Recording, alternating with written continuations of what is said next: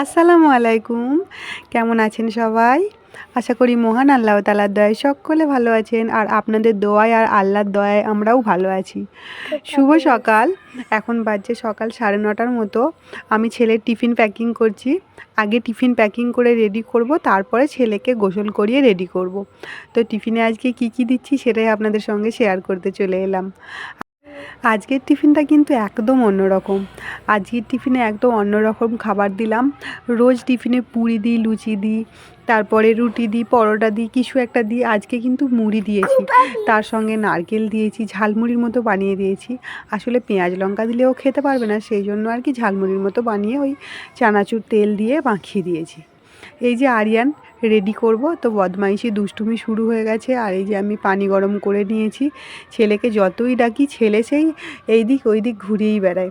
তো যাই হোক করে মেরে ধরে হাতে পায়ে ধরে একদম রেডি করিয়ে নিয়েছি। ড্রেস পরিয়ে তৈরি করিয়ে এবার নিয়ে যাব রাস্তার ধারে। ওখানে দাঁড়াবো 10 মিনিটের মতো বা 5 মিনিটের মতো। বাস আসবে, বাসের মধ্যে বসিয়ে দেব। তারপরে বাড়ি এসে আমি আমার সমস্ত অসম্পূর্ণ কাজকে সম্পূর্ণ করব।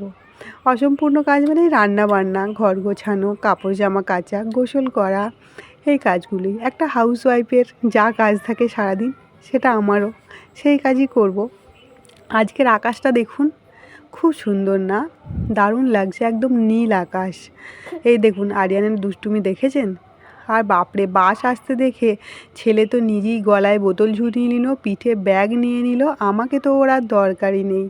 ওই যে বাস চলে এসেছে, ও দেখে নিয়েছে, অনেক আগেই নোটিশ করেছে।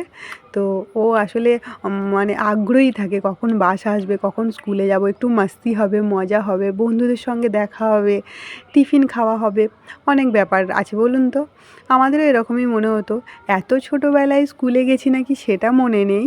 এত ছোটোবেলার কথা যদি কেউ বলে তার মনে আছে সেটা তাহলে ভুল। ওই যে দেখুন, এই দুটোই দুষ্টু ছিল। যার কাছে বসাতে যেয়ে এই কাকুটা বসাতে গেল না। তো এক কাছে বসালে তো একদম দুষ্টুমিতে ভরিয়ে দেবে গোটা বাস। ওই জন্য যারা বেশি বেশি দুষ্টুমি করে তাদেরকে আলাদা আলাদা বসায়। তো ওই জন্য আরিয়ানকে আর ওই ছেলেটাকে আলাদা আলাদা বসালো। ও কিন্তু বাসে ওঠার পর থেকেই আরিয়ানকে ডাকছে, আরিয়ান ইধার ব্যাট, আরিয়ান ইধার ব্যাট, কিন্তু আরিয়ানকে বসায়নি। এবার বাসটা এই দিক থেকে ঘুরিয়ে নিয়ে রিটার্ন যাচ্ছে, আবার বাচ্চা টাচ্চা নিয়ে স্কুলে যাবে। ওই দেখুন চলে গেল বাসটা। এবার আমিও যাই, বাড়ির কাজ করি। এখানে পানি, ও আচ্ছা, এই যে আমাদের হাউস ওনার গাড়িটা ধুচ্ছে। আর একটা জিনিস আপনাদেরকে দেখাই, লাঠিটা কোথায় ফেলেছে দেখুন। ওকে মারবো বকবো বলে লাঠিটা দিয়ে ভয় দেখাই, তো সেই জন্য লাঠিটা ছুঁড়ে এত দূরে ফেলেছে। ও ভেবেছে কি আমার মা আর লাঠিটা নিতে পারবে না, কিন্তু ও তো জানে না যে লাঠিটা আমি নিয়ে নেব। দেখুন ঘর থেকে কত দূরে ফেলেছে, দেখছেন? মানে দুষ্টুমি বুদ্ধি কাকে বলে। তো স্কুলে গেছে, কিছুক্ষণের জন্য ঘরটা একটু শান্ত থাকবে আর ঘরটা আমি গোছাবো। এই যে আজকে ইন্ডাকশানে ভাত বসিয়েছি। আসলে গ্যাস শেষ হয়ে গেছে সেটা নয়, আসলে গ্যাস আছে, অল্প আছে। তো সেই জন্য ইন্ডাকশানটা ব্যবহার করছি, যাতে গ্যাসটা আরেকটু কিছুদিন যায়। একটা কারণ আছে, কারণটা হচ্ছে আমরা তো এখানে আর বেশি দিন থাকবো না। তো গ্যাসটা যদি মাঝ অবস্থায় শেষ হয়ে যায়, তারপরে একটা নতুন সিলিন্ডার নিলে, এগুলো 14 কেজির সিলিন্ডার। তো এই সিলিন্ডারগুলো তো শেষ হবে না একটুও, 1-2 কেজি শেষ হবে হয়তো। তো সেই জন্যে আরিয়ানের পাপা বললো, তুমি এক কাজ করো, সিলিন্ডারটা থাক, তুমি ওভেনে রান্না করো।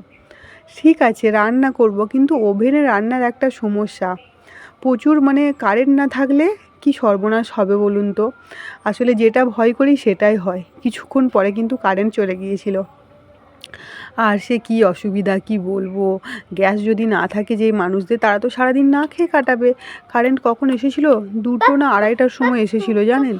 তা তার থেকে বরঞ্চ এতে একটুখানি রান্না হলো, জাস্ট বেগুন ভাজাটা বসিয়েছি, কারেন্ট চলে গেল।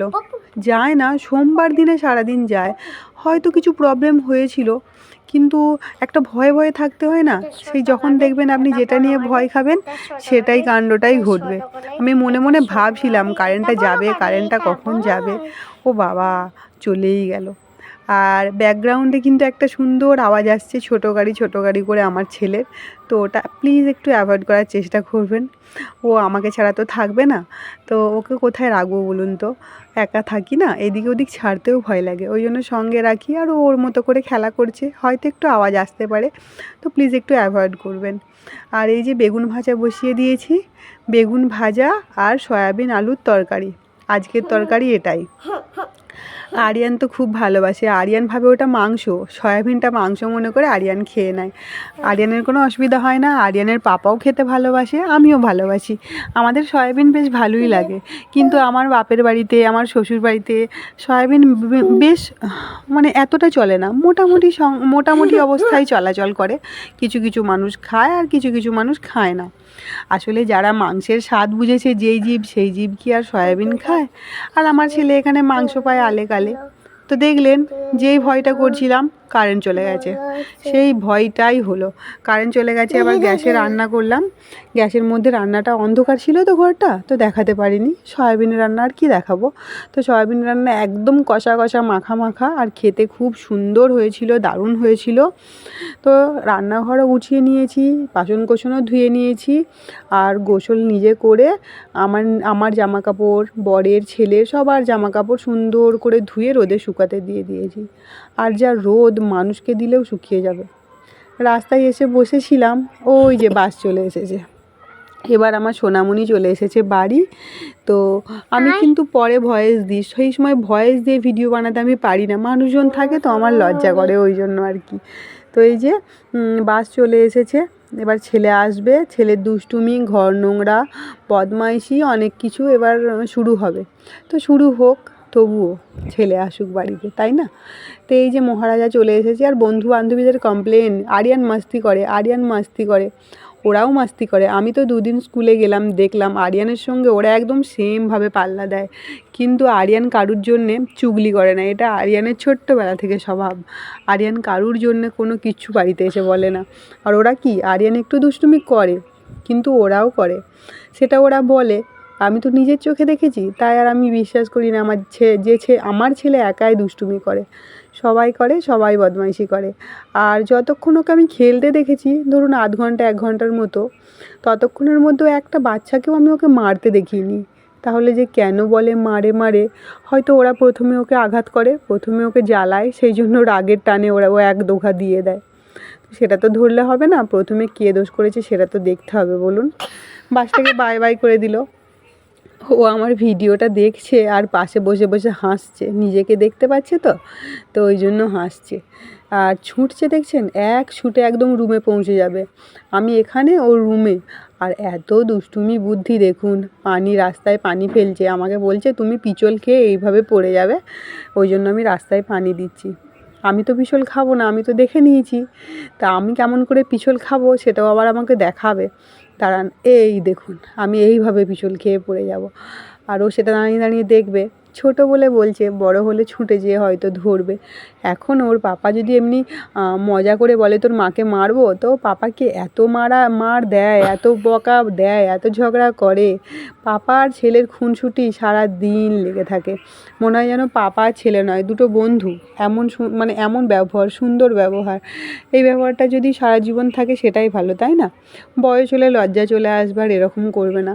তো আমি না আজকে ক্ষীর বানাবো বলে দুধ আনতে গিয়েছিলাম, মানে পায়েস বানাবো বলে, যেটাকে ক্ষীরও বলা হয়। ক্ষীর বলে বলে অভ্যস্ত হয়ে গেছি, তো বাইরে থাকতে থাকতে তো আর পায়েসটা চট করে বেরোয় না। তো এই যে ওই ব্যাগে একটা চকলেট আছে, মানে চিকচিকিতে, তো সেটাও আগে থেকেই দেখে নিয়েছে, শুকুনির চোখ একদম যাকে বলে। তো আমি লুকিয়ে লুকিয়ে নিয়ে এসেছি, তাও দেখে নিয়েছে, তো ওটা খাবে বলে ঠিক বের করে নিয়েছে। স্কুল থেকে এসেই চকলেট আর চকলেট, এত চকলেট খেতে পারে। যাই খাক, আল্লাহর দয়ায়, আল্লাহর রহমতে দাঁতে কিন্তু একটুও পোকা লাগেনি। আসলে আমি রাতে ব্রাশ করিয়ে শুয়াই, সকালে ব্রাশ করে, তো সেই জন্য হয়তো দাঁতটা এখনও পর্যন্ত ঠিক আছে। আমাদের দাঁতেও কোনো দিন পোকা লাগেনি, আমাদের দাঁতও ভালো ছিল, জানেন তো। আমরা অত চকলেট খেতাম না কি মনে নেই, আগেকার দিনে কোথায় অত পাবো। একটা জিনিস দেখাই, ওই দূরে দেখুন পাহাড়টা, এই সামনের ঘরটা ভেঙেছে, হয়তো ঘর বানাবে বলে নতুন করে, তা পাহাড়টা কিন্তু দেখা যাচ্ছে। দেখুন আমি জুম করে দেখাচ্ছি, কি সুন্দর দেখা যাচ্ছে না পাহাড়টা।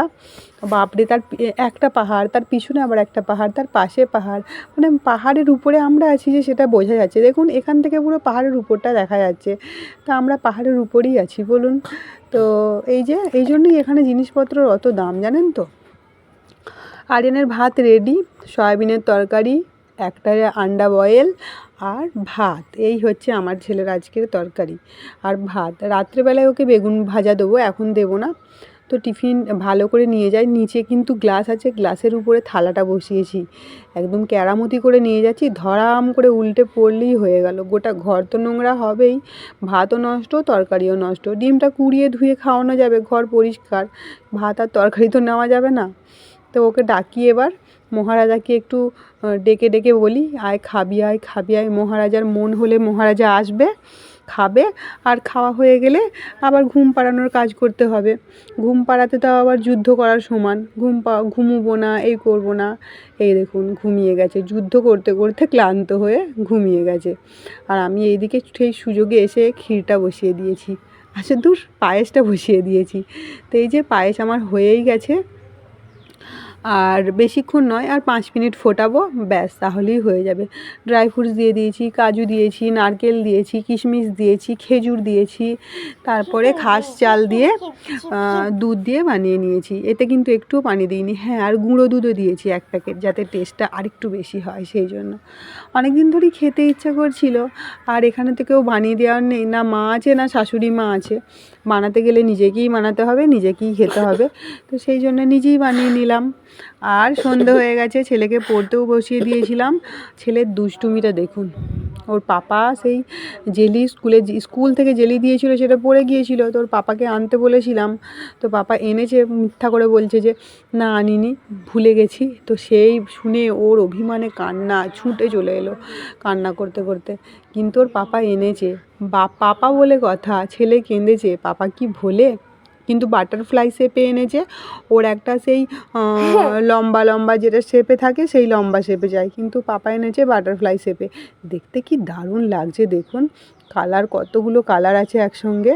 তো ছেলেকে একটু বোঝালাম, ছেলে আমার বুঝে গেল, বোঝালে বোঝে, এটা পরে নেবে, ওটা এক্ষুনি নিও না, এরকম করে একটুখানি ভালোবেসে বোঝালে বোঝে।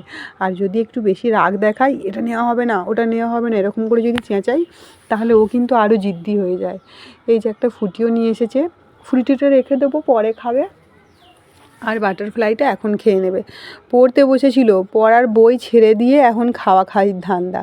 ও কিন্তু অপেক্ষা করে কখন ওর পাপা আসবে, ওর জন্য কিছু খাবার নিয়ে আসবে, আর সেটা ও বসে বসে মজা করে খাবে। এই যে স্ট্র নিয়ে এসেছে, স্ট্র দিয়ে কি জেলি খাওয়া হয় গো, কি ওকে বোঝাবে বলুন তো। আমি বললাম ও একটু চেষ্টা করুক, যখন দেখবে খাওয়া হচ্ছে না, তখন ঠিক চামচ নিয়ে আসবে। চেষ্টা করছে, যত দম লাগিয়ে টানছে, কিন্তু ও তো উঠবে না। উঠবে কেন, ও তো জেলি, পানি নাকি যে উঠে পড়বে।